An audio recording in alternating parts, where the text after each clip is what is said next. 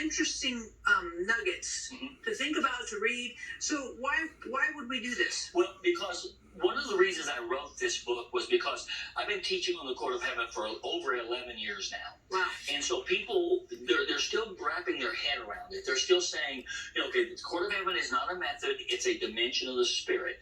So what that means is that I have to step in and by faith operate. By everything we do is by faith. Right. By faith operate there.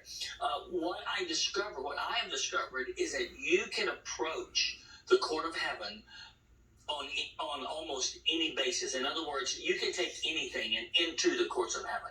That you can come and you can say, Lord, I am petitioning the courts. Because one of the ways you petition the courts of heaven is through the promises of God.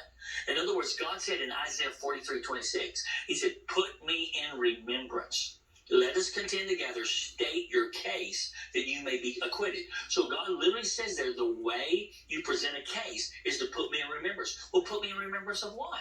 Well, put me in remembrance of what my word says. So you can take the word of God, which these devotionals are, and you can bring them and put God in remembrance of that which you have spoken and ask for the reality of that to begin to happen in your life. Put me in remembrance. Let us contend together, state your case that you may be acquitted. So God literally says there, the way you present a case is to put me in remembrance. Well, put me in remembrance of what?